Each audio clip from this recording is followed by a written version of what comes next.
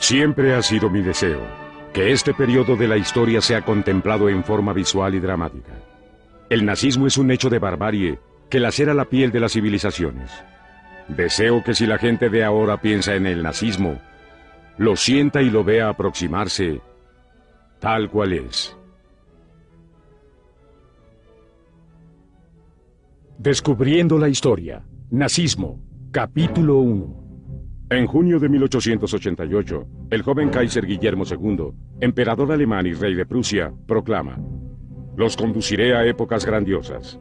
Pero su pasión por las ceremonias fastuosas y su obsesión por el régimen divino parecía ser su principal preocupación.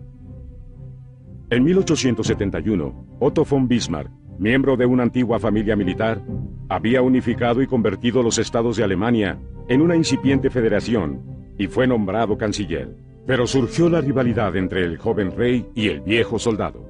El celoso joven monarca obligó a Bismarck a renunciar en 1890. Pero no solo fueron los logros de Bismarck lo que afectó el ego del rey. Eran hombres con estilos muy diferentes de gobernar. Bismarck era muy enérgico y quería construir un imperio alemán y mantener el equilibrio político en Europa a través de una unión federal sólida. Guillermo II, menos carismático e inseguro de sí mismo, tenía la misión de fortalecer la monarquía y su autoridad. Como se sentía incómodo en público, a veces parecía un tonto a los ojos de la aristocracia alemana de esa época. Aunque se comparaba con Federico el Grande, emperador romano y brillante rey del siglo anterior, a aquellos que lo conocían les daba la impresión de que no servía para gobernar. Hasta su padre, el emperador Federico II, pensaba que era arrogante, inmaduro y que carecía de alcurnia real. El emperador Guillermo II y su frivolidad para servir a Alemania opacaron al viejo mundo con su terquedad e ineptitud para hacerle frente al reto de la economía que surgía en todo el mundo. Prisionero de su propia incompetencia e incapaz de tomar decisiones, Guillermo II fracasó y Alemania entró en una confusión política. Max Weber, sociólogo, historiador, economista y crítico de Bismarck, se dio cuenta de que el viejo estadista había creado una nación acostumbrada a someterse y la capacidad de todos los que seguían a Bismarck era dudosa. Con el régimen de Bismarck, y a pesar de las reformas políticas, Alemania y sus líderes se veían muy grandes y el pueblo alemán muy pequeño. Durante esta limpia, los tres gabinetes del gobierno alemán, civil, militar y naval, empezaron a competir por tener influencia. Mientras los tres gabinetes luchaban por el poder, Guillermo II seguía haciendo fiestas como si nada ocurriera. Bismarck solo buscaba la paz y buscó conservarla por medios políticos y diplomáticos. Como los líderes alemanes se preocupaban por el inestable curso político de la nación, sacaron a la luz un aspecto esencial del punto de vista del emperador. Que ya fuera por decisión del rey o por la fuerza de la espada, el destino de Alemania era disfrutar un sitio más grato. Este concepto lo compartía también la gente de negocios. La conformidad del pueblo alemán, que con tanto cuidado había sido creada, ahora tenía terribles consecuencias. Alemania empezaba a construir su ejército y su marina. En 1907, Inglaterra, Francia y Rusia firmaron la Triple Entente como un medio de estabilizar el poder político en Europa. Y aunque la Triple Alianza entre Alemania, Austria, Hungría e Italia había existido desde 1882, fue renovada en 1912 más bien como una reacción a la Triple Entente. Una paz muy tenue se mantuvo en Europa durante este periodo de colonialismo. Para Europa fue una gran época.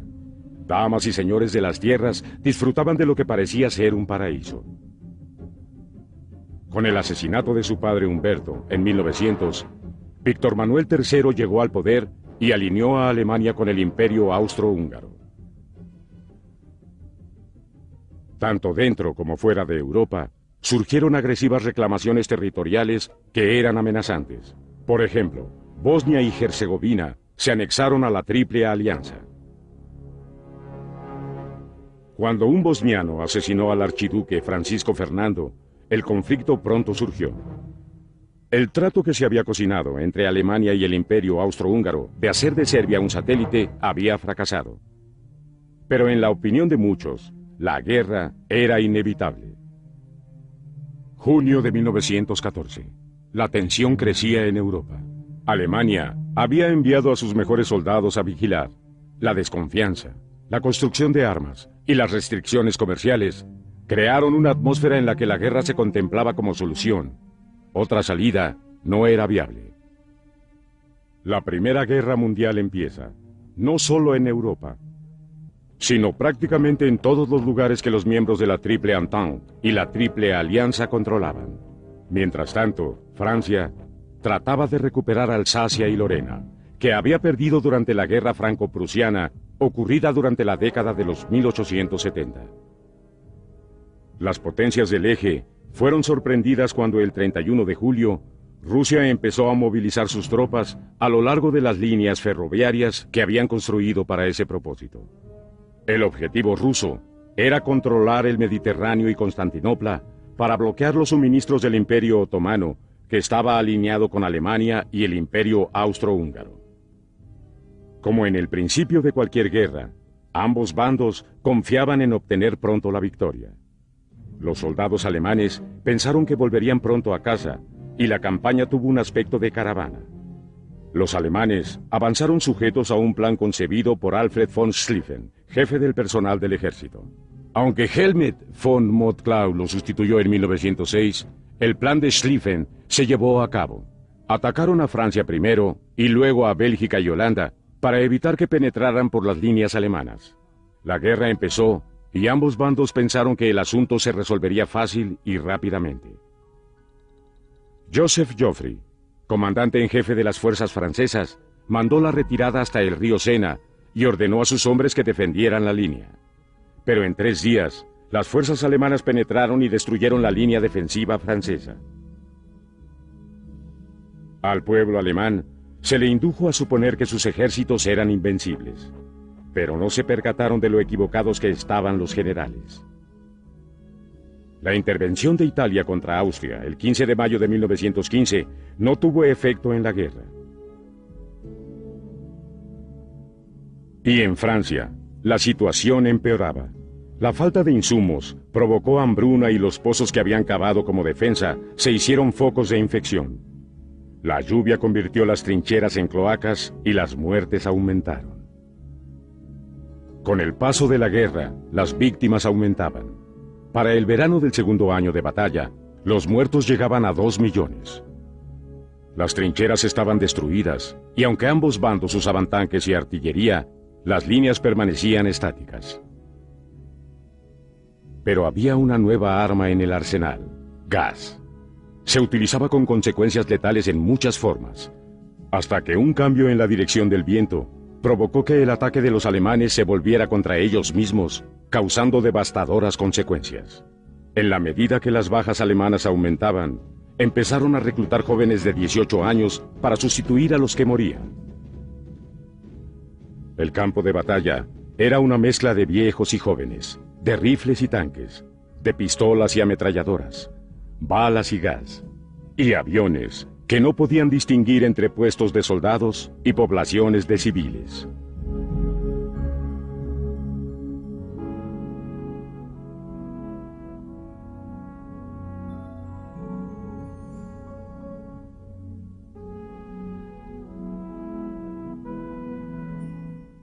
El avión fue preponderante en la guerra, primero como plataforma de observación y más tarde como un medio de lanzar bombas. Pero estas primeras y frágiles alas del hombre no estaban listas para asumir nada más que un papel de observación durante la guerra. Abril 6 de 1917. El Congreso acepta rechazar la propuesta de Wilson de entrar a la guerra.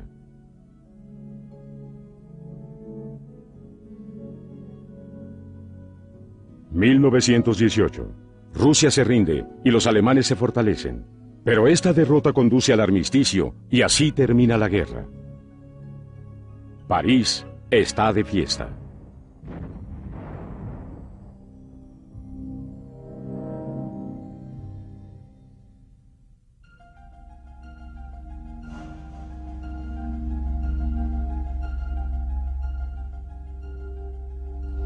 El 28 de junio de 1919, 27 naciones asistieron a una conferencia en Versalles, Francia.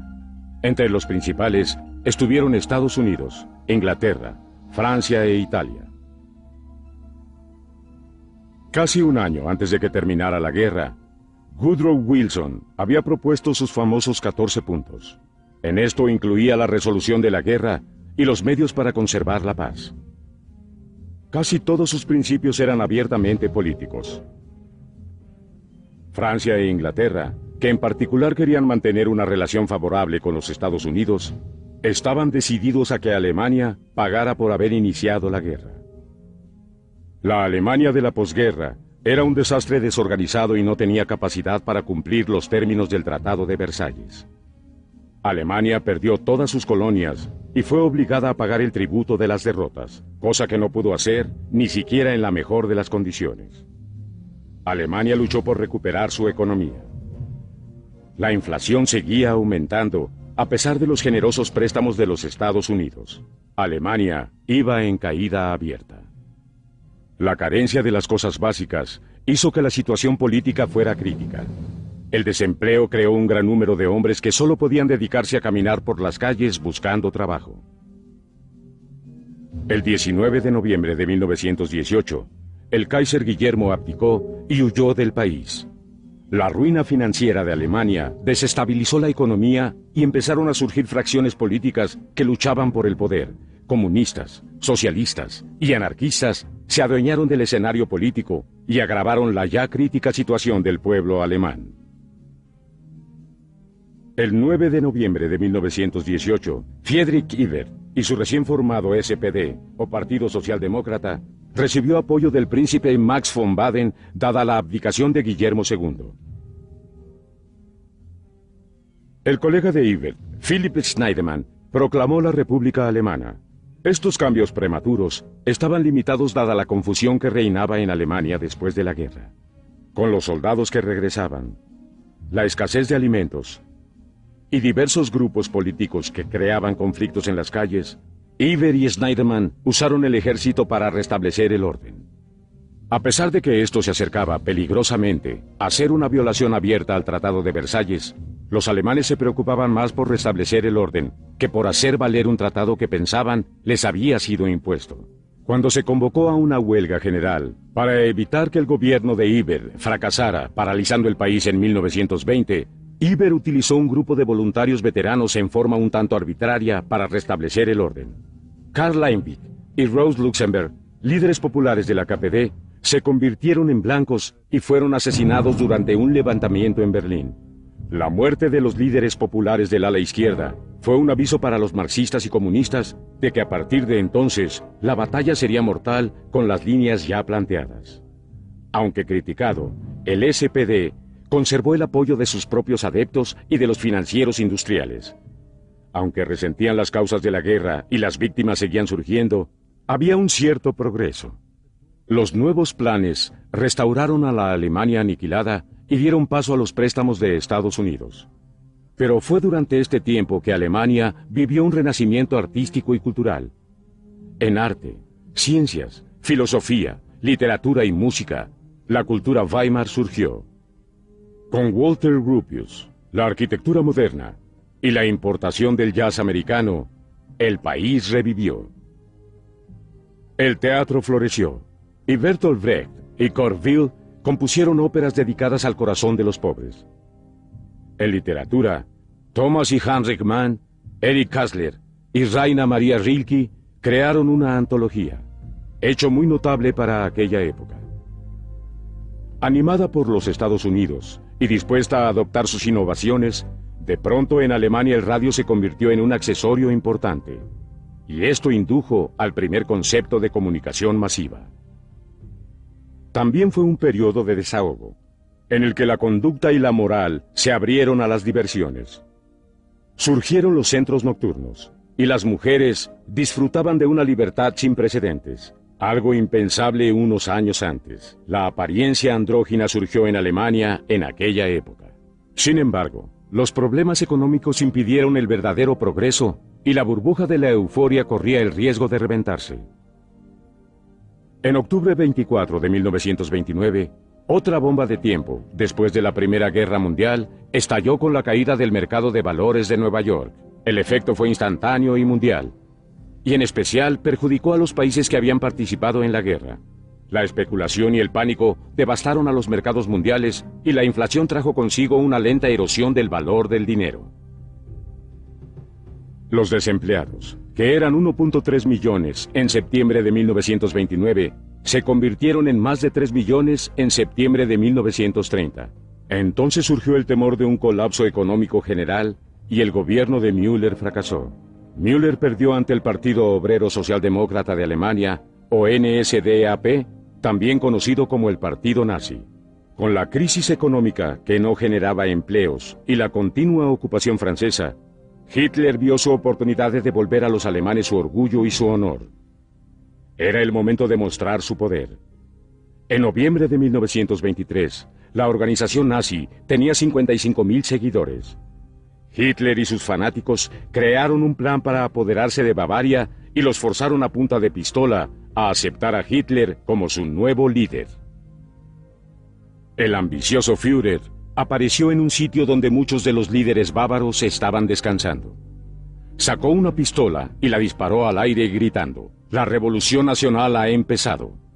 La revolución pronto terminó cuando llegó la policía y Hitler con algunos seguidores fueron arrestados y enviados a prisión. Cumplió solo 9 meses de la sentencia de 5 años. Al aumentar la polarización económica y volver la violencia a las calles, el partido nazi se hizo más y más popular. En su primera etapa, el movimiento nazi parecía más un grupo de jóvenes rebeldes que una verdadera organización política.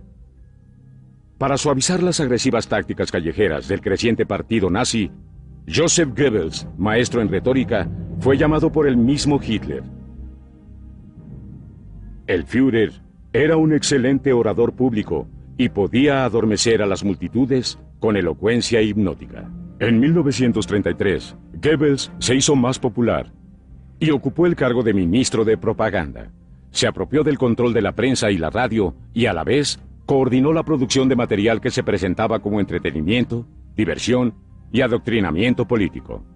Se le reconocía como un orador honesto. Decía las cosas como eran. Se le achaca haber dicho propaganda. En efecto, buena propaganda para una buena causa. Hacemos propaganda no para favorecer fuerzas ni hombres desconocidos. Hacemos propaganda en pro de nuestras propias convicciones. Publicamos para nuestros ideales. Y por lo tanto luchamos usando medios honestos para hacer buena propaganda y ganarnos el alma de nuestro pueblo. Lo genial de Goebbels fue su habilidad de convencer a la gente de seguir a Hitler como su salvador. En 1930, obtuvieron 6.5 millones de votos, 18% del electorado. En 1932, el voto para los nazis aumentó a 40 millones, o 30% del electorado.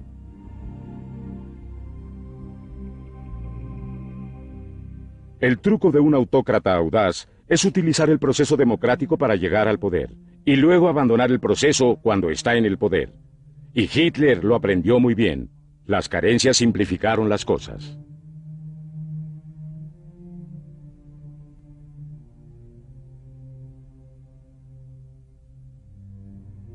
Igual que los desempleados, la suerte del partido nazi también aumentó. A principios de los 30, antes de aparecer Hitler, muchos pensaban que Alemania caería en una guerra civil. Hitler promete nuevos empleos, comida, la recuperación de una economía en decadencia y vengarse de los criminales, aquellos que aplicaban penas de muerte a los que protestaban. El pueblo de Alemania se sintió respaldado. Pensaron que sus conflictos al fin terminaban, cuando en realidad apenas empezaban. En 1929, el alguacil Hindenburg, un popular y aristócrata militar, ocupó la silla presidencial y echaba de menos los buenos tiempos del imperialismo alemán. Él también buscaba al autócrata adecuado. Como el NSDAP crecía en popularidad, Hindenburg estaba convencido de que Hitler debía ser canciller y le adjudicó el cargo el 30 de enero de 1933.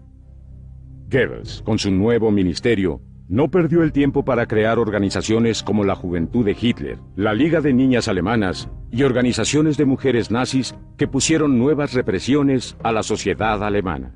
Un país que había estado en ruinas por años, ahora resurgía con un nuevo propósito.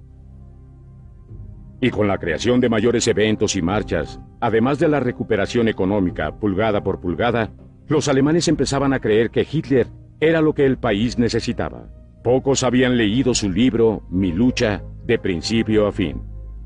Los que lo leyeron podían entender lo que venía.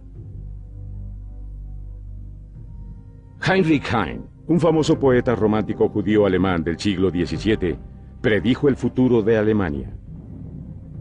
Cuando escuchen a los soldados marchar y las armas que se cargan, todos ustedes que son hermanos, acérquense a Dios. El trueno germano y el auténtico estilo alemán, no muy rápido al principio, harán presencia lentamente. Y cuando oigan un relámpago tronar como nunca antes en la historia del mundo, sabrán que el poder de la energía alemana va a dominar. Los nazis construyeron cuidadosamente la ilusión del cambio y modificaron el sentido de las raíces germanas para conseguir la manera en que un hombre como Hitler pudiera ser perfectamente envuelto y presentado. La esvástica era un símbolo de la historia alemana, de las noches teutónicas y de todo lo que pudiera concebirse para expresar algún deseo de servir al Reich. La influencia nazi estaba en todos lados, nadie la evadía. Era un poderoso narcótico y muchos se adormecieron. Como parte de la construcción de una nueva nación, Hitler creó ceremonias para las víctimas del Putsch de 1923. Así que lo que había sido un intento superficial de pésame se convirtió en un evento ritual cubierto de honores donde a los caídos se les consideraba héroes solemnes en la nueva fe alemana. Elias Canetti, un novelista búlgaro que escribía en alemán, calificaba y engrandecía los propósitos de tales demostraciones y describía el culto al héroe. Decía que honrando al muerto se celebraba al vivo, o sea, a los que sobrevivieron el terror de la batalla. Pero Canetti fue más allá y continuó diciendo que aquellos de pura sangre aria son esencialmente más fuertes. Por lo tanto, el que sobrevivió no solo es un héroe, sino un héroe con notable poder, que debe usar toda su disposición para alcanzar la meta. El héroe ario tiene una dimensión mística, una que le permite afrontar el peligro y con su poder mental especial puede funcionar bajo cualquier circunstancia. Heinrich Heine también dijo que aquellos que empezaron quemando libros terminarían quemando hombres. Algunos autores a quienes les quemaron libros fueron Thomas y Heinrich Mann, Bertolt Brecht, Sigmund Freud y el ganador de un premio Nobel, Karl von Ossietzky, que fue condenado a trabajos forzados y después asesinado por los nazis. Poco después de que Hitler tomó el poder, la idea de superioridad de la raza aria empezó a imponerse como una ley. Solo aquellos de sangre aria que pudieran probarlo con su genealogía y fuesen miembros de la NSDAP podían servir. Comunistas, socialistas, homosexuales y judíos empezaron a sentir la bota en el cuello. El objetivo era crear una nación con dimensiones de superhombres. Una nación fundada en el heroísmo, la fuerza, la unidad y la belleza. Para crear esta raza de superhombres, Hitler necesitaba mujeres dispuestas a procrear. Típico de la política nazi, las reglas para que las mujeres ideales hicieran lo que debían hacer eran muy claras. Se les enseñó a marchar, a ejercitarse, a realizar los deberes del hogar con tal perfección que rayaba en lo absurdo. A la mujer se le enseñaba a ser leal, a ejercitar su cuerpo y a realizar las actividades tradicionales de la mujer femenina. Era ideal la carrera de enfermería. Las mujeres más jóvenes, fuertes y capacitadas fueron seleccionadas para el servicio de reproducción en casas de maternidad, que eran visitadas por oficiales nazis de pura raza aria. A las casas de maternidad les llamaron fuentes de vida. Hasta en las nuevas sociedades, Hitler quería reforzar la idea nazi de comunidad, tradición y sangre. Creando comunidades decentes, Hitler ofreció pruebas de que en el poder de los nazis, el dolor del pasado se superaba. Como una recompensa, los industriales que generosamente lo habían apoyado, Hitler creó un programa de inversiones en áreas urbanas como nunca se había visto en el mundo. En los primeros 5 años de su gobierno, el enorme desempleo desapareció. Había mucho trabajo. Los mayores proyectos eran mejorar la infraestructura de Alemania. Se requería tanta mano de obra que a veces era difícil encontrar los suficientes empleados para hacerlo. Hitler creó el Autobahn, un sistema de vías rápidas que cruzaban Alemania en todas direcciones. Se construyeron nuevos hospitales y muchos otros grandes proyectos. Las grandes compañías que financiaron al Führer obtuvieron a cambio mucho trabajo. Y todo lo que decían los medios parecía ser cierto a los ojos del pueblo alemán, que observaba maravillado cómo se reconstruía Alemania. En 1938, 400.000 empleados se dispusieron a iniciar la producción del Volkswagen, o carro del pueblo. Solo 4 meses después de llegar al poder, Hitler inicia una producción secreta y masiva de armas. Se pone énfasis especial en la creación de una nueva flota de barcos y así el ejército obtiene muchos vehículos, armamento pesado y artillería. Aunque se gastaban grandes cantidades de las reservas de oro, el programa continuaba. Göring dijo: "Ya tenemos las armas, solo nos falta dispararlas". La producción de autos continuaba por miles. Hitler, desde luego, prefería su Mercedes.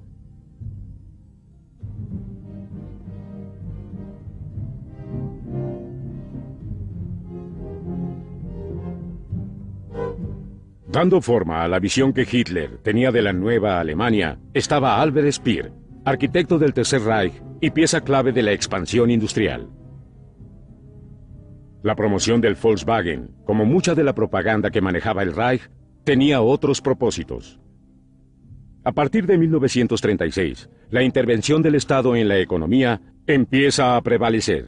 La verdadera meta de Hitler es la producción de armas. Trabajando con bancos, corporaciones y muchos otros capitales, Speer pudo realizar tanto la reconstrucción de Alemania como la producción de armamento. Y todo era para engrandecer la gloria del régimen. El conflicto entre el sector privado y el Estado se minimiza con la cuidadosa integración de ambos en un mismo equipo de trabajo. Alemania no solo se volvió a armar, sino que avanzó en la tecnología de las armas. El Tercer Reich también creó un programa cultural. Financió actividades educativas y sociales para los nazis y dio premios para reforzar el amor hacia la patria.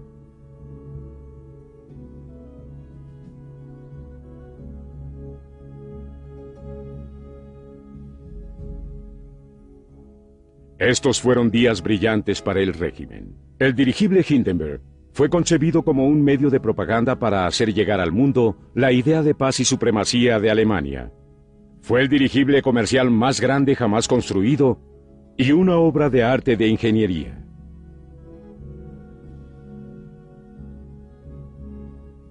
Volaba constantemente sobre Alemania para promoverlo.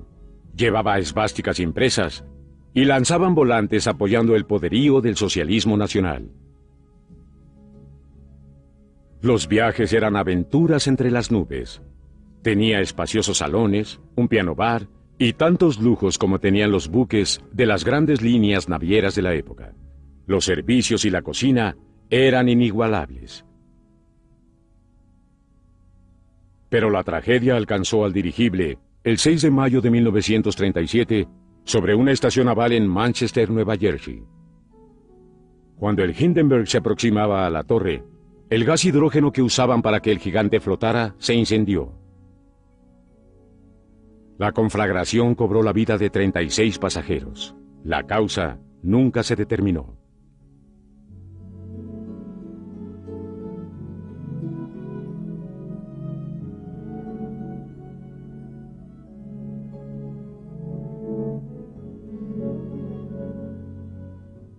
Sin que quedara vacío un solo aspecto de la vida nazi, el régimen creó paquetes de vacaciones, cruceros por el Rin y excursiones por las montañas. Las agencias del gobierno garantizaban mucha diversión por el precio justo, y el programa tuvo un éxito rotundo.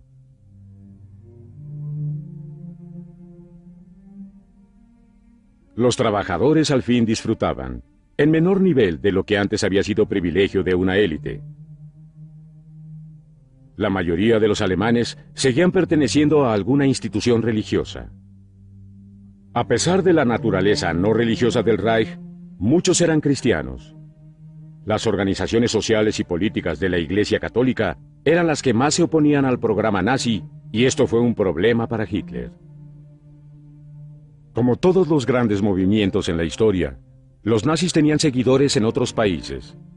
En Inglaterra, el partido nazi era liderado por Oswald Mosley, y muchos ricos lo apoyaban. El movimiento de Mosley tuvo cierta popularidad y hubo algunas escaramuzas como la batalla de Cable Street. Pero las ideas nazis del antisemitismo no dominaron en Inglaterra. Las organizaciones políticas y sociales de la Iglesia Católica eran las más opuestas al programa nazi, y esto fue un problema para Hitler. El Papa firmó un acuerdo con el Reich, suprimiendo toda actividad política y social en las organizaciones de la Iglesia. Sin embargo, en Francia, la filosofía nazi encontró más que unos cuantos amigos. El uso de la esvástica, un símbolo con 3000 años de antigüedad, y la forma en que la impuso por toda Alemania, daba la impresión de un poder avasallador, y muchos quedaron deslumbrados con esa visión. Vidkun Quisling, de Noruega, fue el ejemplo perfecto de un líder fascista que debilitó su país internamente. Un blanco perfecto para Hitler. Para algunos, hubo un nuevo anillo de compromiso con los nazis. Las raíces culturales del nazismo eran tomar oportunamente ciertos arquetipos, aprovechando la mitología cultural que dejaba caminos libres en todo el mundo. Parte del apoyo a Hitler venía de aquellos preocupados por el surgimiento del comunismo. Apareció en todos los países europeos e hizo creer a las clases obreras que el capitalismo era lo peor que les podía suceder. El comunismo fue destruido en Alemania con perfecta eficiencia nazi. Engelbert Dollfuss, canciller en Austria de 1932 a 1934, era un conservador que tenía el apoyo de Mussolini. Sin embargo, sufrió la invasión de Hitler y Austria perdió su soberanía. Estando en el cargo, organizó un movimiento contra los nazis que terminó en derramamiento de sangre y murieron muchas mujeres y niños. En 1933 suspendió el parlamento y gobernó por decreto para salvar a Austria. Lo asesinó un nazi austriaco en 1934.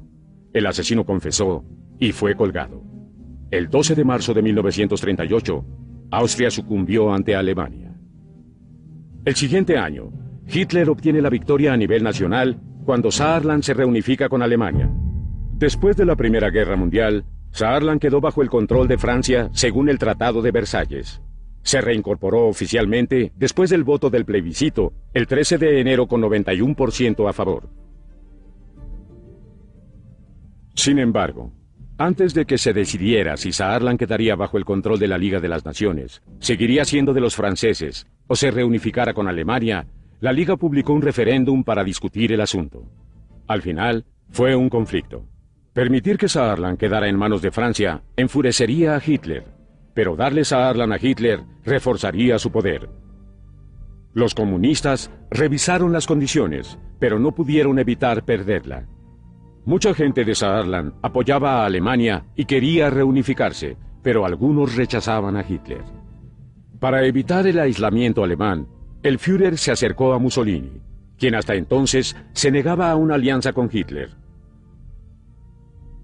Fue la guerra en Grecia lo que impulsó al líder italiano a esa relación, y el fascismo y el nazismo se movieron juntos. La ayuda de Hitler redujo el temor de Mussolini de ser invadido por Alemania cuando llegó un tren cargado de armas que fue enviado secretamente al nuevo aliado. Se creó un lazo entre Roma y Berlín y eso le facilitó el camino a Alemania para ofrecer ayuda a su nuevo amigo. La ocupación de Rumania, que de acuerdo con el Tratado de Versalles debía quedar fuera de la milicia, fue otro paso en el camino a la Segunda Guerra Mundial. Italia apoyó el movimiento. Estratégicamente, Hitler estaba creando posiciones ofensivas y defensivas para cuando fuera necesario. Lo más discretamente posible, penetró con hombres y armamento, y Rumania se convirtió en su punto de apoyo en los Balcanes.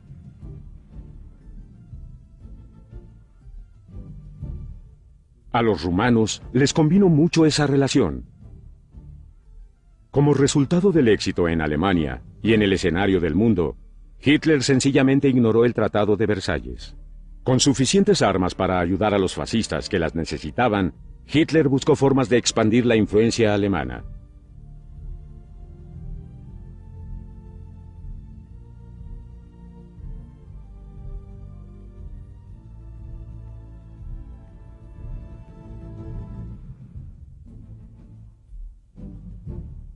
Hitler encontró la oportunidad cuando estalló la Guerra Civil Española, y otra democracia cayó. Pero también pudo probar las armas y las tácticas alemanas. Un verdadero premio. Hitler le envió a Franco 26 aviones de guerra y 30 cruceros ligeros para transportar 15.000 soldados. Su decisión de ayudar a España se dio en el momento en que quería reforzar los lazos entre Italia y Alemania e impedir la expansión del comunismo en Europa. Aunque solo envió algunos recursos a España, fueron suficientes para asegurar el poder de Alemania y mantener sus ejércitos para lo que vendría. La actividad de Hitler de parar la expansión del comunismo en España y de evitar que Rusia siguiera financiándolo para subsistir se interrumpió cuando Léon Blum, el primer judío en ser primer ministro de Francia, llegó al poder. A Francia le preocupaban las intenciones de Hitler, y Blum fue elegido bajo un frente popular formado por comunistas, socialistas y radicales. El nuevo gobierno francés recompensó a sus seguidores con 40 horas de trabajo a la semana, vacaciones pagadas, aumento al salario mínimo y la nacionalización de la banca francesa. El nuevo gobierno se aferró a las pólizas de los partidos liberales en la nariz de los nazis. Sin embargo, sin contar con armas para protegerse, en una Europa aislada y más conservadora, Blum fue forzado a renunciar al primer año. El poder estaba dominando a pesar de todo. El nazismo estaba en la marcha y el mundo estaba a punto de sucumbir a la guerra. En 1936, los Juegos Olímpicos se realizaron en la Alemania del Führer. Él aprovechó la ocasión para enaltecer al Tercer Reich e impulsar su agenda. Grecia, la cuna de la democracia, encabezó el desfile, aunque el país estaba bajo el dominio del dictador fascista griego, Nataxis. Los atletas japoneses se ganaron el título de arios honorables por la pureza racial del equipo. Pero el equipo de Estados Unidos, que reflejaba la diversidad de razas, no recibió tal honor. Los oficiales alemanes recibieron al equipo austriaco con especial entusiasmo. Hitler dio una mirada de aprobación, esperando disfrazar sus discriminaciones raciales en los Juegos.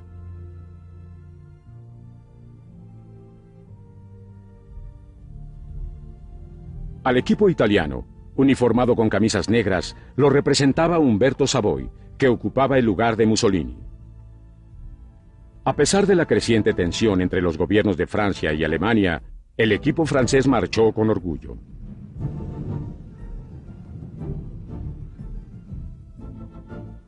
La tradición de la gran dignidad deportiva que caracteriza a las Olimpiadas no se vio opacada por el esfuerzo nazi de robarse el espectáculo. Todo el mundo sabía que los mejores atletas sobresaldrían al final. El equipo alemán entra y la multitud se desborda.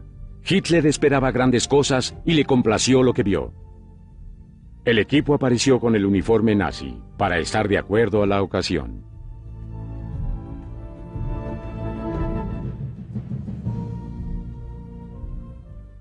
La apertura de los Juegos de 1936 se hizo con pompa y lujo, y en muchos momentos el verdadero significado de los Juegos sobrepasaba las maquinaciones de las naciones.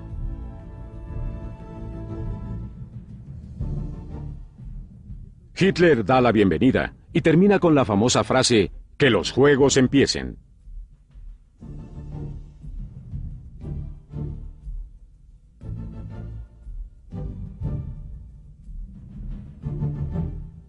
con las banderas ondeando, y después de soltar 300 palomas, la pregunta era, ¿quiénes son los mejores atletas?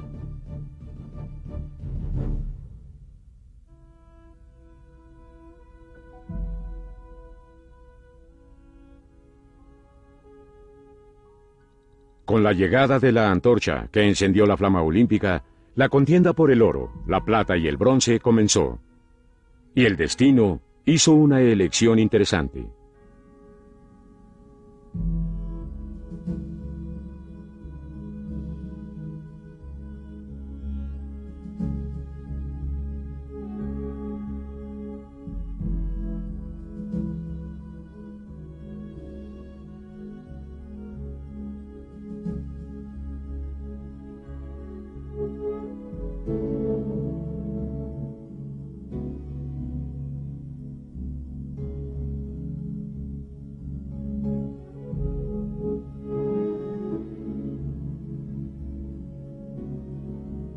A Hitler le llamó la atención una carrera donde competía un atleta de los Estados Unidos, Jesse Owens. Las estadísticas sobre este atleta negro eran sorprendentes. Él tenía que ser derrotado para hacer valer las teorías del Reich.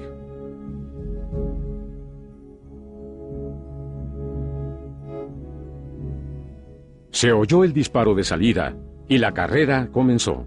El Führer estaba cautivado. Aunque la prensa alemana no lo comentó, la prensa extranjera mostró la decepción en el rostro del Führer con el triunfo de Owens. Jesse Owens superó a todos con tal velocidad que casi parecía increíble. Los que entregaron el oro estaban dudosos, pero el triunfo fue claro. Y los juegos sirvieron para demostrar que la excelencia prevalece sobre las ideas racistas.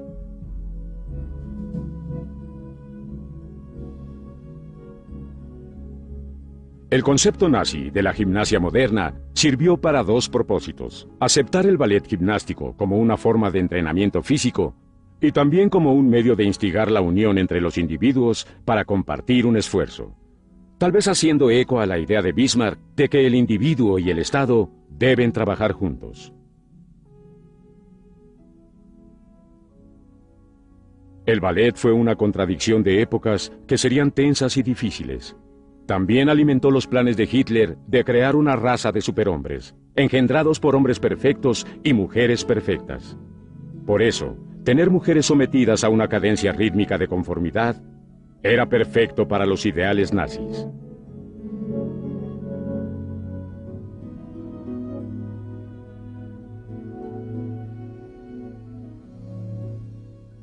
¿Quién iba a imaginar lo que vendría o lo que el hombre, con el paso del tiempo, provocaría?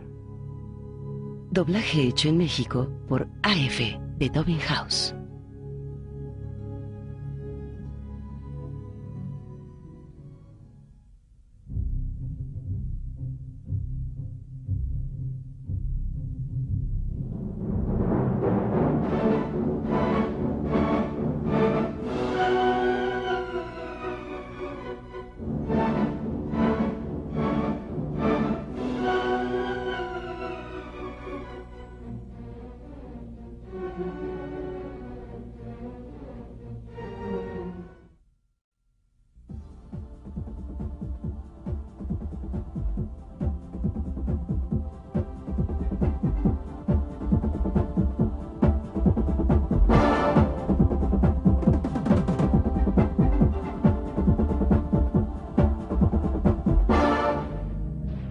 Descubriendo la historia. Nazismo. Capítulo 2. En 1937, Hitler inaugura la Casa del Arte Alemán en Múnich. Durante el evento, se exhiben pinturas y esculturas de artistas alemanes nazis, glorificando la idea de la belleza aria. El Führer está decidido a imponer su propia revolución cultural. Para él, todo debe expresar su ideal de la belleza aria. Hitler estima que toda esta belleza y el alma del pueblo ario debe brillar a través de la piedra.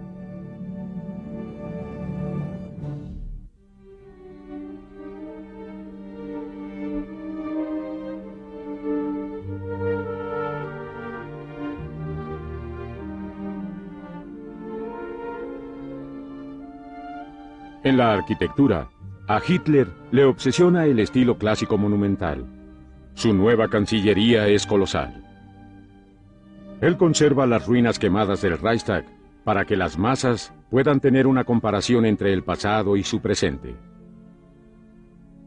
El nazismo de Hitler se evoca en su visión épica del pasado y también se representaba en las óperas del compositor alemán Richard Wagner, el favorito de Hitler.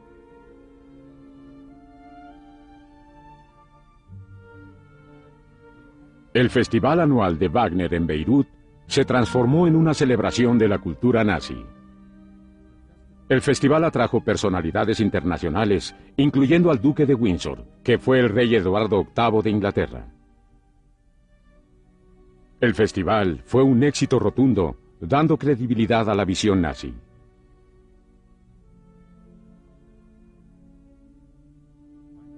En 1938, el proceso de recuperar las armas y la consolidación política son un hecho.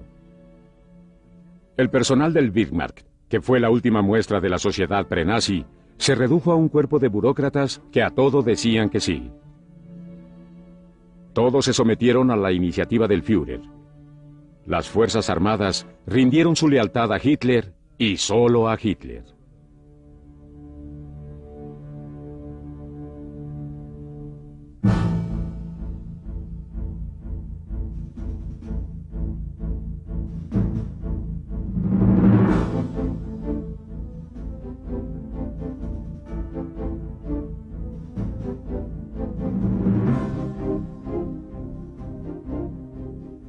El gobierno se convirtió en la corte de Hitler.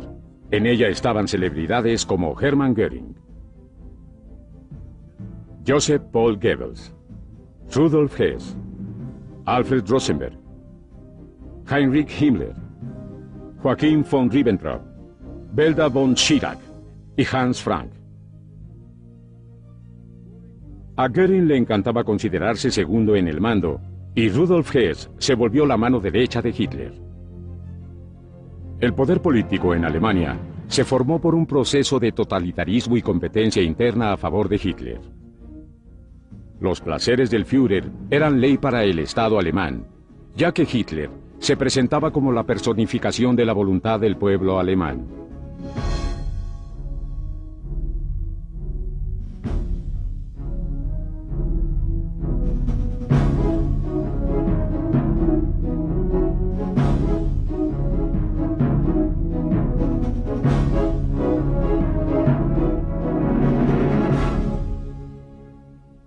En Italia, otro dictador, Benito Mussolini, triunfa por medio del totalitarismo en Europa.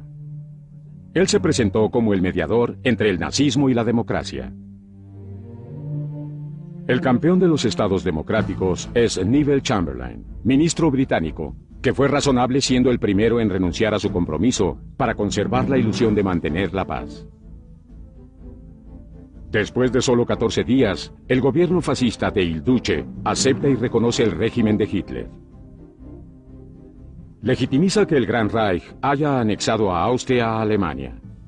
Unos meses después, en septiembre de 1938, Mussolini visita a Hitler personalmente para colaborar con él en la solución de la crisis de Sudeten.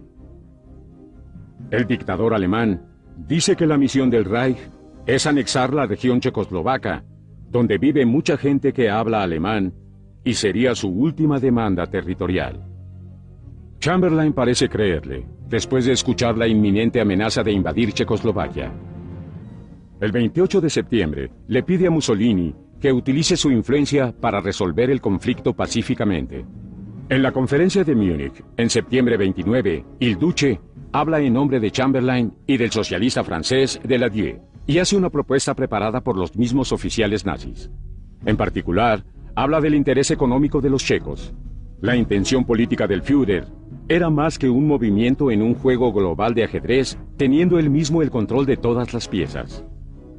Al gobierno checoslovaco llega la advertencia de que ceda el territorio que demanda a Alemania. A cambio, las potencias le garantizan paz en la región. El 1 de noviembre de 1938, los primeros nazis llegan al área. La infantería se abre camino hacia Sudetenland sin saber qué esperar a su llegada. Sin embargo, hasta en la pacífica Inglaterra, se hace muy claro que la revisión del Tratado de Versalles no es el objetivo final de Hitler y del partido nazi.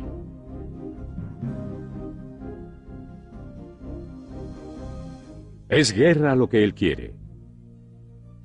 En marzo de 1939, el gobierno británico se convierte en aval de la independencia de Polonia y llama a las filas.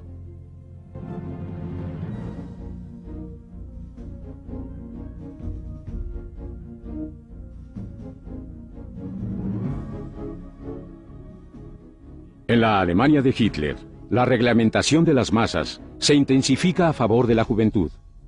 Sus seguidores son 8 millones.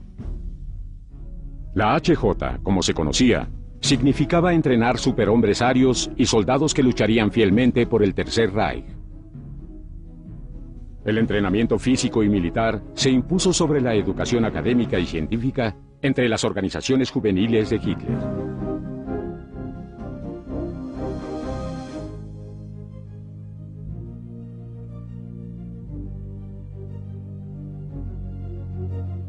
Los jóvenes aprendieron a usar las armas en los campos de la juventud.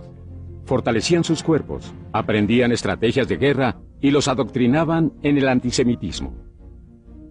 Prefieren la mantequilla o las armas. Las armas nos dan poder. La mantequilla nos da gordura. Eso decía Goering, el hombre que estaba dedicado a la política del armamento.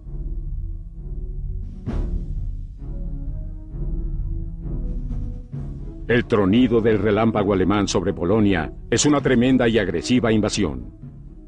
Los nuevos tanques Panzer alemanes, además de su poderosa fuerza aérea, tenían la misión de destruir las líneas enemigas.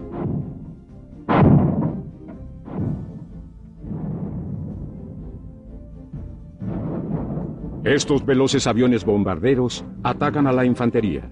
El ejército alemán es prácticamente invencible contra la incipiente caballería polaca. En septiembre 28 de 1939, el territorio se divide entre los dos vencedores, Hitler y Stalin, cuya alianza con los nazis agrava la situación de esta ofensa que reta al mundo entero. El rey Jorge VI contempla el futuro cuando Inglaterra y Francia le declaran la guerra a Alemania el 3 de septiembre de 1939. Esto marca el comienzo de lo que se conocería como la Guerra Falsa o Siegfried. Aunque Chamberlain no podía echar atrás su estrategia defensiva, Inglaterra se preparó para defender las costas de Europa contra la amenaza de Alemania. El ingenuo sueño de paz de Chamberlain podía verse por el Reino Unido. Los sonidos de los coros en la abadía de Westminster suavizaban las noches de invierno, mientras los alemanes se preparaban para la invasión. Una decidida posición defensiva en la época navideña se sentía de lado a lado en Londres.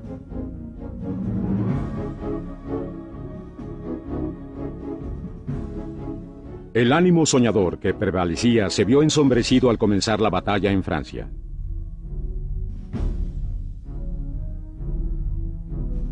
El 10 de mayo de 1940, los agresores nazis apuntan sus aviones y cañones contra las naciones cercanas a Polonia, Bélgica, Francia y Luxemburgo, y todas sucumben rápidamente ante el poderío nazi. De inmediato, Inglaterra reacciona para terminar con la guerra falsa.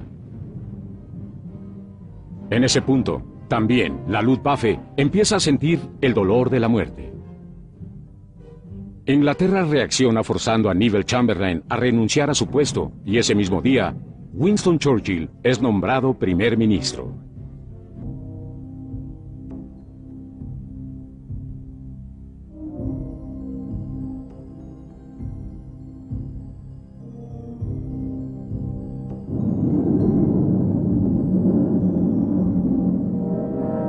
Cuando el drama se extiende en la primavera de marzo de 1940, Hitler y Mussolini se reúnen. Esto marca el final del Tratado de la No Intervención y comienza la alianza entre Italia y los nazis. Ahora la ambición es compartida y el dictador italiano ya deja de ser el intermediario entre los nazis y los aliados. En el futuro, el imperio fascista de Mussolini demuestra ser débil y partidario. Italia no está lista para la guerra, y eso lo sabe il Duce. Mussolini trata de posponer lo más que puede. Los italianos sospechan de esta alianza. Tanto los líderes militares como los soldados que marchan a pie piensan que la guerra es un hecho del todo inútil. En Alemania, las victorias de Hitler motivan una aprobación triunfante. El pueblo, los generales y los dirigentes nazis adoran a Hitler como su líder.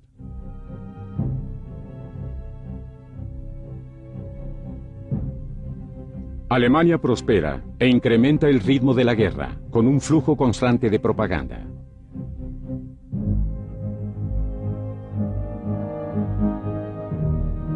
Contra las advertencias del Wehrmacht, las campañas en Europa Occidental, junto con la rápida caída de Francia, hacen sentirse a Hitler invencible y transforman a los miembros del alto mando en un círculo de psicofanáticos.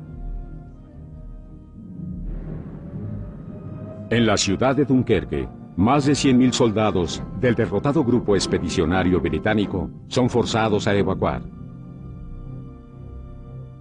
Esto se convierte en un símbolo de la supremacía de Hitler en Europa.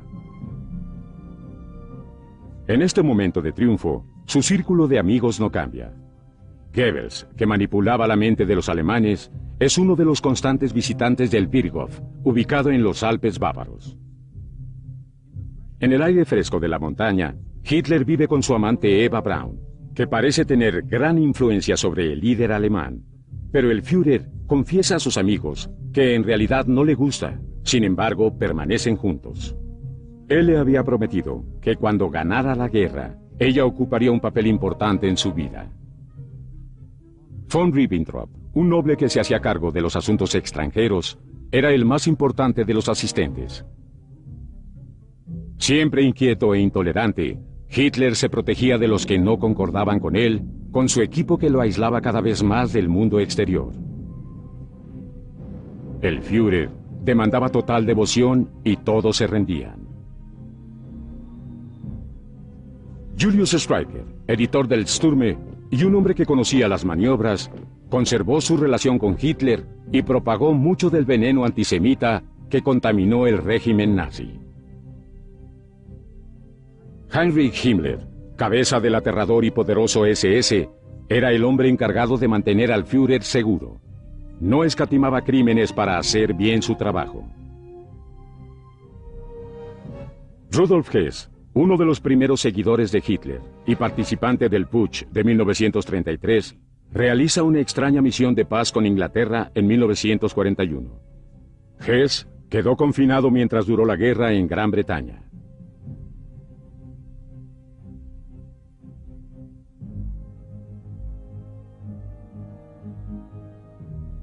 Hermann Göring fue uno de los creadores de la Fuerza Aérea y con un alto cargo en la milicia, también fue sucesor de Hitler y ayudó a la reconstrucción de Alemania con Joseph Goebbels, Joachim von Ribbentrop y Albert Speer.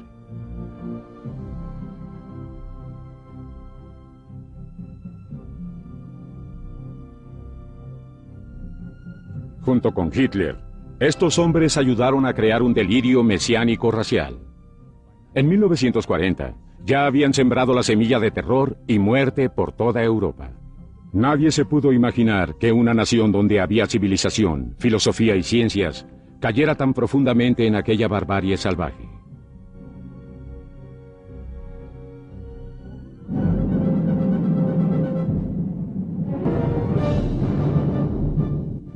Con Mussolini de su lado, Hitler unió fuerzas con los japoneses para forjar la temible Alianza del Eje. Esta fuerza formidable presentó una amenaza directa a los aliados. Con el Pacto Triple, firmado el 27 de septiembre de 1940, las potencias del Eje se extendieron desde Alemania hasta el sur de Europa y cruzaron el mundo hasta Asia.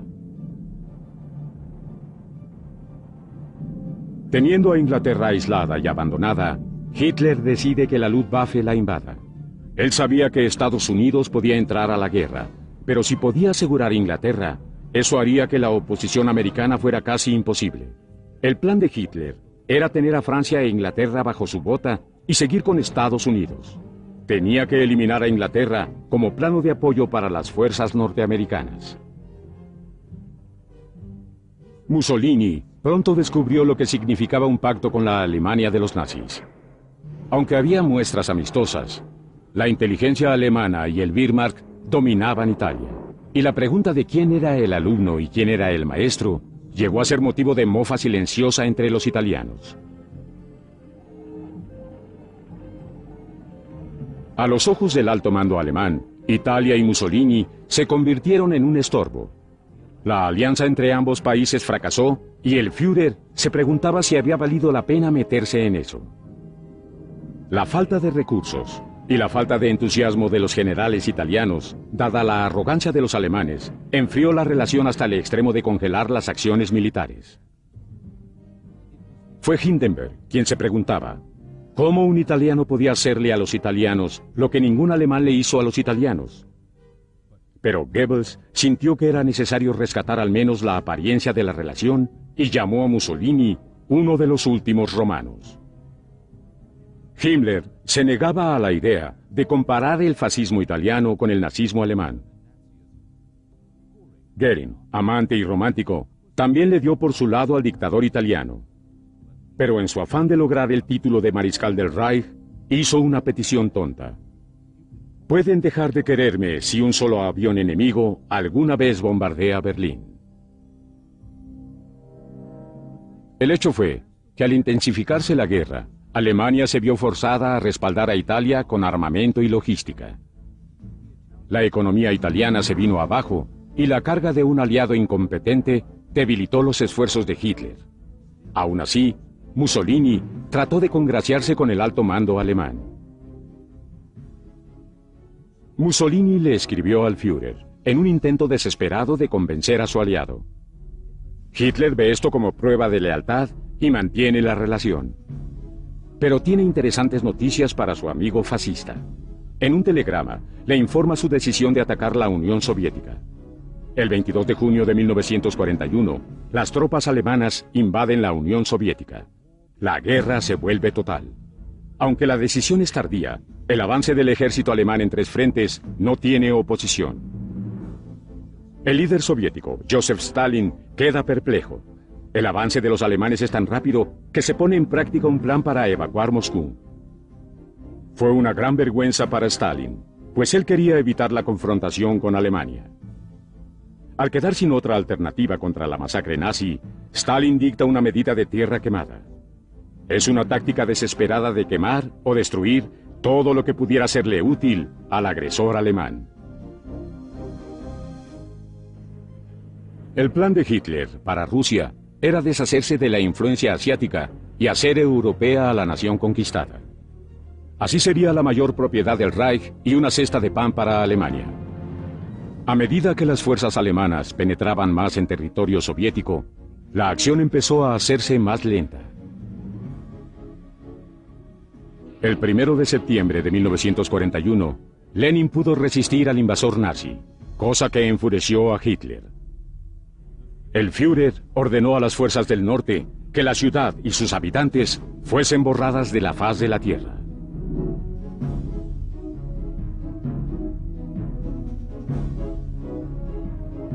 La ciudad del río Volga fue muy bien defendida. Hubo incluso asaltos por agua, pero el ejército alemán fue contenido. Nikita Khrushchev, el general soviético a cargo de defender Leningrado, se le reasignó Stalingrado, y fue héroe 2 veces, pues pudo contener al ejército alemán. El 8 de septiembre de 1941, cuando los alemanes llegaron a Smolensk, el crudo invierno y el ejército ruso de resistencia debilitaron el avance alemán. Pero muy pronto, los elementos del grupo de los Panzer se ubicaron a menos de 30 kilómetros de Moscú.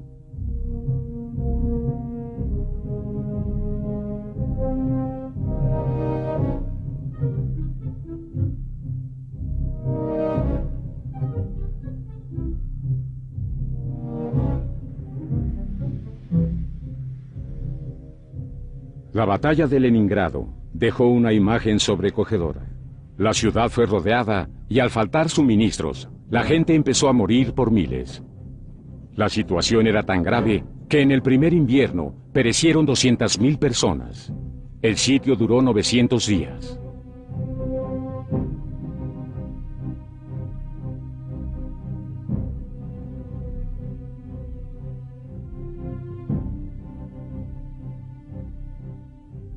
El 5 de diciembre de 1941, nuevas tropas siberianas se prepararon para contraatacar a las fuerzas alemanas que controlaban Moscú.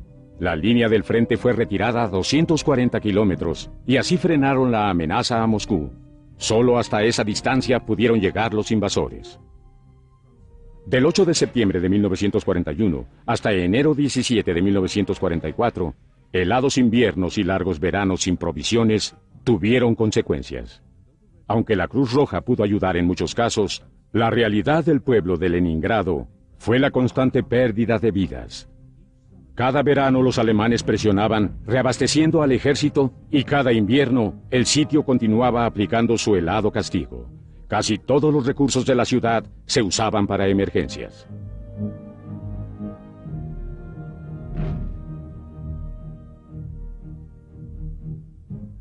Por segunda vez, al ejército alemán le habían privado de una victoria decisiva. Pero el bombardeo continuaba, y metro a metro la ciudad y su pueblo eran erosionados lentamente.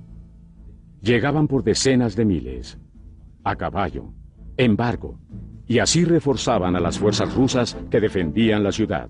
Pero las repúblicas asiáticas de la Unión Soviética proporcionaron otra clase de reclutas.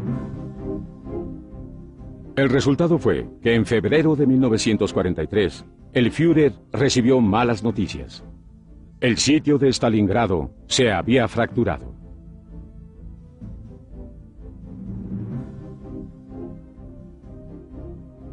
Para los ciudadanos de Stalingrado, mantenerse a salvo era un trabajo de tiempo completo. La diferencia era que estos hombres estaban acostumbrados a vivir con dificultad y pudieron sobrellevar las inclemencias de Stalingrado con mucho más entereza que la contraparte alemana. Fue el principio de la época en que la interferencia de Hitler en los asuntos de la guerra provocaron el caos en las operaciones alemanas por todos lados. Eso les quitó a los aliados las intenciones de asesinarlo. En la opinión de los que sabían, la torpeza de Hitler estaba ayudando a los aliados. Los nazis habían creado una serie de campos de muerte, cuyo único propósito era la aniquilación del pueblo judío y otros que el Reich quería liquidar. Eran tan eficientes como mortíferos. La solución final de Hitler al problema judío fue implementada a todo nivel y en cada territorio controlado por los alemanes. A ellos no les importaba si las víctimas eran niños o mujeres. El maltrato empezaba en el momento en que llegaban. Cuando los prisioneros no podían llegar fácilmente a los campos, se improvisaban otros métodos para asesinarlos.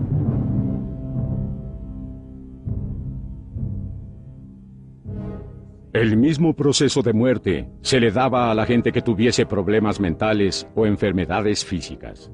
A todos aquellos que no fueran física y mentalmente perfectos, para formar parte de la raza aria, se les declaraba enemigos del Estado nazi y los mataban. Ciudades enteras quedaban sin pobladores judíos. Los trenes los esperaban, los llevaban a los campos y los asesinaban. Ya cerca de concluir la guerra, y aunque privaran a las tropas de provisiones, los trenes de la muerte rodaban por órdenes directas de Hitler. Las unidades individuales de la SS desarrollaron otros métodos, como dejarlos a la intemperie helada hasta que se congelaran.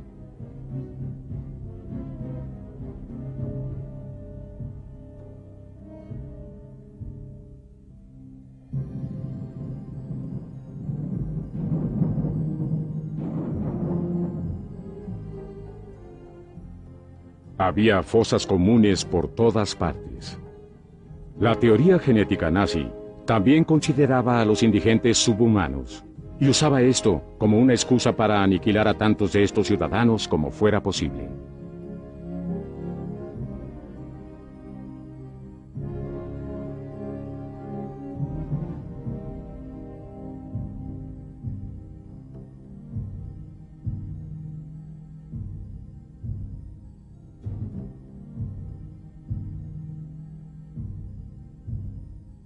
Es interesante saber que muchos bajo el control soviético eran infelices con el sistema ruso y pensaban que los alemanes los estaban liberando.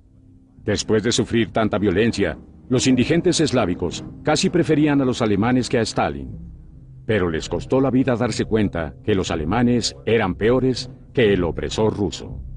Las abominables ideas racistas de Hitler le hicieron perder a miles que hubiesen peleado de su lado, pero permanecieron fieles a Moscú.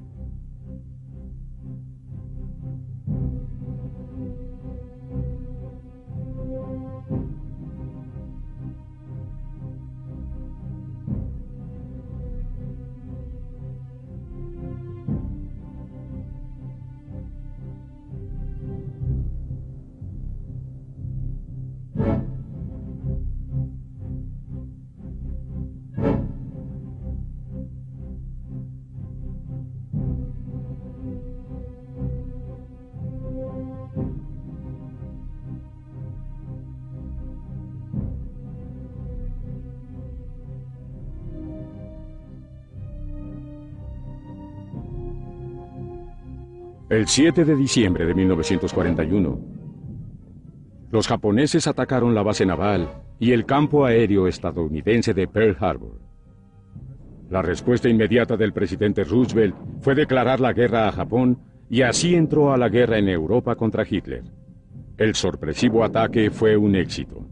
Bombardearon los acorazados anclados y hundieron a la mayoría de ellos. Los pilotos japoneses regresaron como héroes a los portaaviones que los transportaban y al evento se le consideró una de las operaciones aéreas y navales más exitosas de la historia. A pesar de la masacre y las bajas de Pearl Harbor, los Estados Unidos se movieron rápidamente. Tuvieron buena suerte a pesar de todo, porque hubo buques que no estaban en Pearl Harbor durante el ataque. La batalla por el Pacífico añadió fuerza a la potencia naval. Los japoneses estaban desesperados por detener el ataque norteamericano. Los kamikaze, que eran pilotos suicidas en aviones bomba, fueron el recurso final en su desesperación. Pero no tuvieron éxito. A pesar de los kamikaze, los poderosos portaaviones resistieron la batalla y continuaron con su misión. Se dijo que el deseo de la victoria en el Pacífico y la preservación de la libertad fue el impulso que hizo despegar a los aviones. Los japoneses pensaron que forzando a Estados Unidos a pelear en dos frentes, lacerarían su economía. Lo que no tuvieron en cuenta fue la resistencia de la capacidad industrial del país y del pueblo norteamericano. El mundo no se imaginó que aquel ataque podía desatar el poder del gigante dormido. Estados Unidos quería la paz y mantuvo su política de no intervención, pero ahora eso pertenecía al pasado. Las oraciones continuaban, pero la preparación para la guerra también. El país reaccionó con rapidez y puso su fuerza industrial para respaldar a la guerra. Aunque surgieron miles de voluntarios, hubo un llamamiento a las filas para cubrir las necesidades que implicaba formar un ejército capaz de resistir una batalla de dos frentes. El poder económico y la intervención de Wall Street, combinados con el gobierno, fue lo que hizo posible una gran potencia de batalla y un mecanismo bien orquestado para producir máquinas de guerra. Pero en casa, el pueblo hacía todo lo posible por seguir viviendo como siempre. Apoyar a su equipo favorito, mirar un evento o salir a trasnochar por la ciudad. Y aunque a la gente le gustaba ver una banda marchando, todos sabían que esta lucha era por su libertad y por la libertad del mundo. Noreste de África, 1942. El ejército británico y el general Bernard Montgomery se dispusieron a pelear después de sufrir la costosa derrota en la primera batalla de El Alamein. Se enfrentó al mariscal Irving Rommel, que había construido líneas formidables de defensa. Después de una serie de victorias, el zorro del desierto, como le llamaron a Rommel, pensó que podía contener el avance británico. Pero en la segunda batalla del Alamein, que ocurrió en octubre, el ejército alemán fue vencido.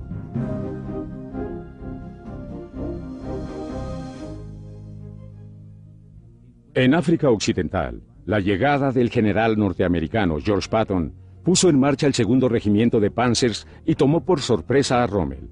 El general Montgomery recibió el crédito de la victoria y para el 13 de mayo de 1943, todo el norte de África pasó a manos de los aliados. Los japoneses triunfantes aún seguían enviando tropas de batalla a Europa continental, donde sus fuerzas estaban al mando. El imperio japonés aún conservaba un área que se extendía desde las Filipinas hasta el sureste de Asia. Pero en el Pacífico, ojos atentos observaban el cielo. Los aliados sabían que los pilotos kamikaze amenazaban y aparecían por sorpresa, y la fuerza destructiva de estas bombas voladoras era devastadora. Mientras las tropas alemanas se retiraban atacando las provincias de Rusia, todo soldado alemán que se rezagaba era capturado y ejecutado de inmediato. El pueblo ruso cobraba el precio de las crueldades que había sufrido. Pero aún en la retirada, los alemanes dejaban atrás la huella de sus atrocidades. Y el Ejército Rojo seguía firme. Ahora, mejor equipado y con la ayuda de Estados Unidos, avanzaron sobre Alemania. Se movían a pesar del invierno. Gran cantidad de vehículos estaban presentes para auxiliar y alimentar a las tropas de Stalin. Líneas ferroviarias destruidas por los alemanes fueron reconstruidas de inmediato. El ejército alemán se retiraba tan lentamente que muchos fueron capturados por los rusos.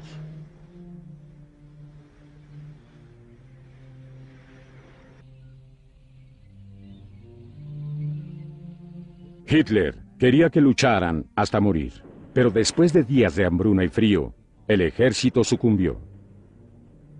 Nikita Khrushchev fue el primer político que adquirió su fama en esta batalla.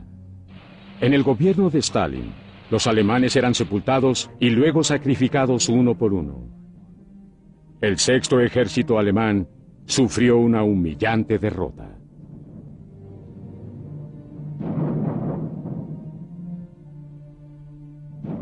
Los rusos enviaron las filmaciones de la rendición alemana a todas las organizaciones internacionales. Llegaron a 90.000 los prisioneros alemanes, pero solo 5.000 volvieron a Alemania al concluir la guerra. En Stalingrado se libró la batalla más mortífera de la historia. Hubo casi 2 millones entre cadáveres y heridos y se reportaron 875.000 muertos alemanes. El mariscal de campo, Friedrich von Paulus, se rindió oficialmente al Ejército Rojo en Stalingrado.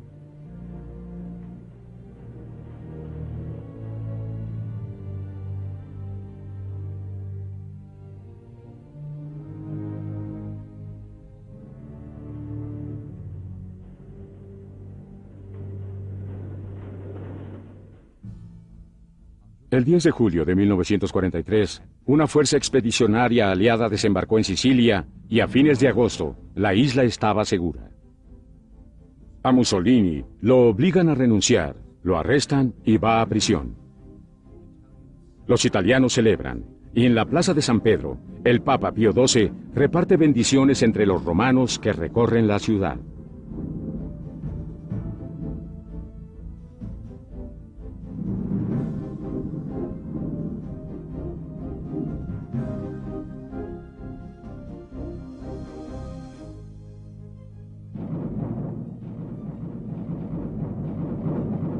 El alto mando alemán asume el control de Italia, que no tiene gobernante, y utiliza lo que queda del ejército como carnada en la batalla de los Balcanes. Rommel hace lo posible por adoptar una actitud positiva ante la crítica situación, y los reclutas alemanes van siendo cada vez más jóvenes para continuar la guerra. Es el último esfuerzo desesperado del Tercer Reich. La llegada de los aliados a Celano pone rápidamente a prueba al nuevo ejército. Desembarcan con éxito y los alemanes dejan a los más experimentados atrás y los más jóvenes y poco experimentados al frente en la ofensiva. Como siempre, el pueblo es el que sufre, tratando de escapar de los horrores de la guerra. En Yugoslavia se estableció un fuerte movimiento de resistencia y estos combatientes se unieron a las Brigadas Rojas. Los civiles probaron ser eficientes y cuando los alemanes invadieron, a diario sufrían muchas bajas. En cada país que se enfrentaba a la ocupación alemana, los movimientos de resistencia jugaban un papel relevante en la lucha. Junio 6 de 1944, la invasión de Normandía. Los aliados abren un segundo frente.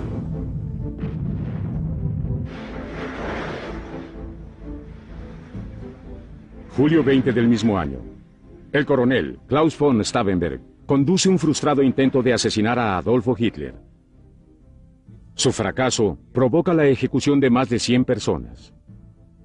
Cuando Hitler se reúne con Mussolini unos días después, el dictador italiano sugiere que el escape de Hitler es prueba de intervención divina. Poco después, Mussolini regresa a Italia con una guardia de 4 divisiones de jóvenes republicanos. Esta unión ilegal sería la única protección en Italia.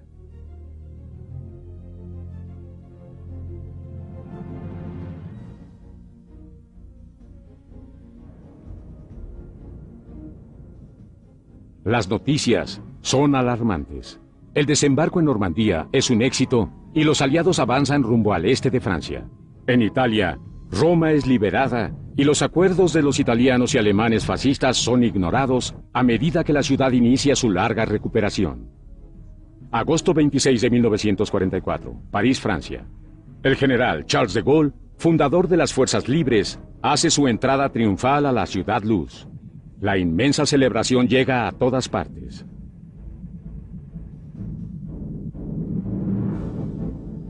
Hubo júbilo en Nueva York y en Londres. Winston Churchill, el gran ministro de Inglaterra, le advirtió con franqueza al pueblo británico que la guerra costaría sangre, sudor y lágrimas.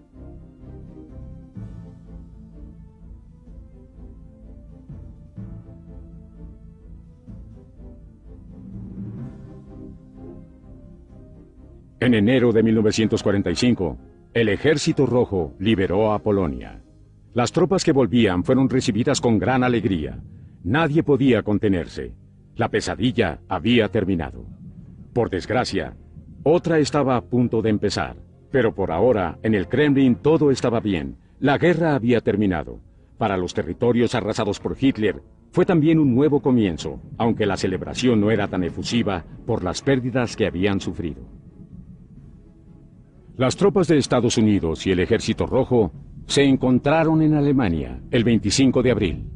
Los soldados soviéticos, los norteamericanos y los ingleses brindaron por la victoria y deseaban una alianza entre el este y el oeste.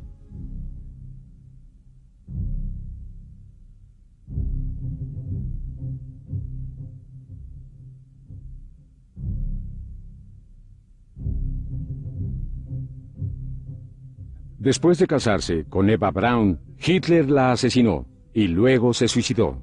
Lo hizo al enterarse de que los rusos estaban a punto de atraparlo en la Cancillería. Roosevelt, Churchill y Stalin se reunieron por última vez y formularon un plan de posguerra para Alemania. El 26 de julio, con el Acuerdo de Potsdam, paró el combate y empezó el desarme y el desmantelamiento de la industria de guerra alemana. Se vetó la existencia de toda organización nazi y socialista y se persiguió a los criminales de guerra. Y los crímenes eran inconcebibles.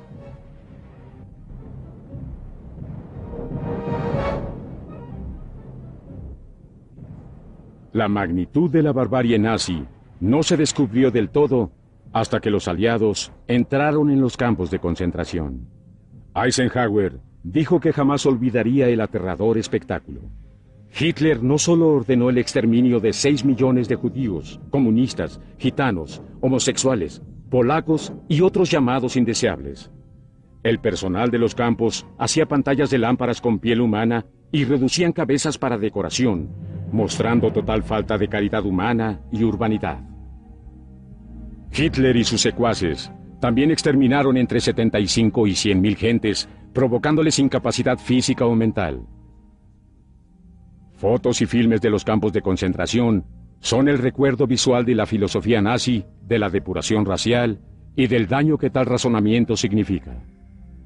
Parte de la evidencia de la magnitud de las atrocidades nazis eran las montañas de ceniza humana fuera de los campos. Los nazis recibían una pensión de su organización, pero se quedaron con las pertenencias y hasta con las dentaduras de las víctimas del Holocausto.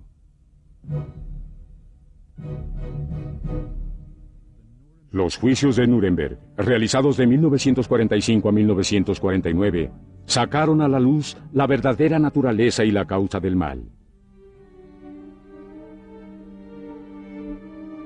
Hubo políticos reconocidos y militares de alto rango que enfrentaron cargos.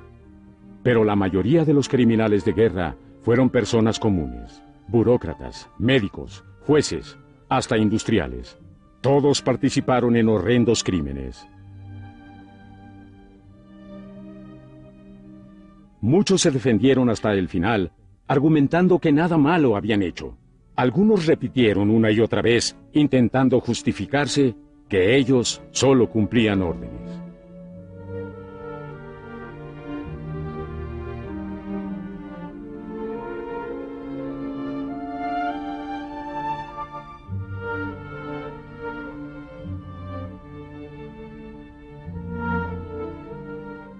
Hannah Arendt describió a estas gentes como la personificación del maligno, y los juicios de Nuremberg expusieron con testimonio y evidencia cómo los seres humanos pueden volverse monstruos cuando el fanatismo sustituye al sentido de humanidad.